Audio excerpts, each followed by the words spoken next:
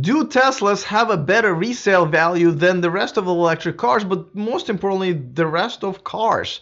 That's a very interesting question. The reason I'm talking about it today is because apparently Tesla Model 3 won the Best Resale Value Award from Kelley Blue Book, but I have no idea how in the world they could figure that out. Also, let's talk about Tesla Model S resale value because that's been in the news here and there, and a few studies were done. I'm definitely calling BS on this thing over here. I'll tell you why, but let's also talk about the resale values of Teslas and electric cars because I think it's a pretty hot topic. I am just about to probably sell mine before my lease is over. So that's kind of close to my heart. Let's tackle all of this coming up next.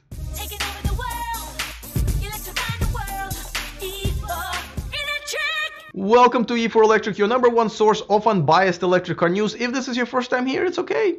It's okay. You can still click on that subscribe button. It still works. It's still free. That way you won't miss anything moving forward. Now let me just give a quick shout out to one of my newer Patreons, Eli T. Jennings. Thank you so much for joining me. As you guys know, supporting me as an independent, unbiased YouTuber is important, so I can keep going. And thank you for those of you who are doing that. If you want to join my community, and that's where you can watch me do these videos live, the only place where you can watch me do this live, in the description of this video, patreon.com/E4Electric. So thank you, Eli, and the rest of my Patreons for that. All right, let's talk about this thing. First of all, let me just say, so KBB, Kelley Blue Book, which I'm not really sure why people are still using it, but okay.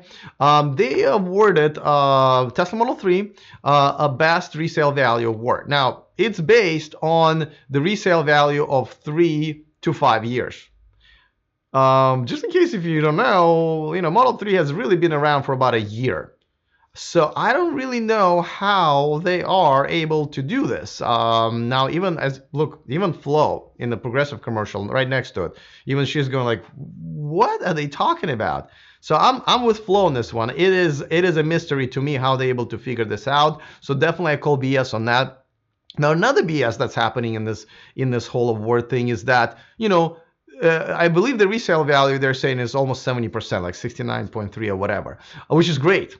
Again, have no idea how they figured that out. There are no 3-year-old Model 3s, but they have not really included this car in any other category. I think there's an entry luxury car category. I think there's a mid-size sedan category, which this car absolutely 100% perfectly fits into. But they didn't include it. Now, if they did, it would have kicked everyone's butt very easily, but they didn't. So the question is, what are you doing over there? So you're guessing the value in the future, and then you're not including this car and its imaginary value in the categories it belongs to. So, I mean, Kelley Blue Book, again, I kind of started, when I saw the start, it was like, Kelley Blue Book still exists? It's like an actor that sometimes gets in the news, like, oh, I thought he was dead, right? Or politician.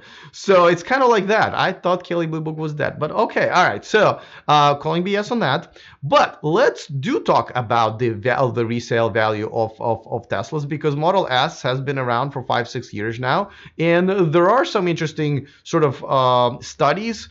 But also just common sense, and you can obviously look it up on AutoTrader or Craigslist and see. I'm just about to probably sell mine, okay, at least look into it. So let's talk about the resale value of Teslas and electric cars. Before that, of course, I want to remind you guys that this video and this channel is sponsored by the StarmanGifts.com, the home of Adventures of Starman. I have my whole copy right here. If you guys don't have yours, it's very easy. Just go in the description of this video. There's a discount code in the description there, so you can grab it. And that applies for all of the cool things that they sell over there. So definitely check that out. All right, so the resale value of Tesla is a tricky thing. Now, because of 2 reasons. How do you... Let's just concentrate on Tesla for now, right? Tesla pricing of new ones changes all the time, and the battery size and a lot of specs get upgraded and updated all the time as well. So it's kind of a moving pole where you can't really figure out what are we comparing it to, right? Do we compare it to the original pricing of the car? Well, even that is tricky because, when I bought mine, I had a full $7,500 tax credit here in the US. And then I had a full $2,500 credit from California because I didn't have a cap on the salary, which most Tesla owners would never fit under anyway, especially in the Bay Area. So I had that. So how do you calculate this original price? Also, as you know, the price went up. The entry model has gone up by over the years, and they just made it a huge jump by about $15,000 because they axed the 75D. So I believe the value of my car went up by a lot, because if you want a Model S and you don't have $100,000, well, you got to buy a used one now. Even if you maybe had the money for the entry level one like a month ago, well, now you're just out of luck. So that's number two. Number three, don't forget the whole free supercharging thing. Even though technically the value of it is kind of low, unless you like take road trips like every other week, people do put a lot of value on it. Like, so my 2015 model has a free supercharging for life, so I can sell it to somebody else and they will still have it. Now the later models, if you sell it, that's over. It's not gonna be there. So technically the value should go down there. Okay, but then there's another side, because maintenance is absolutely almost non-existent. And these cars, because there's not that many moving parts, can go much, much further, right? So that increases the value. Oh, on the other hand, of course, is the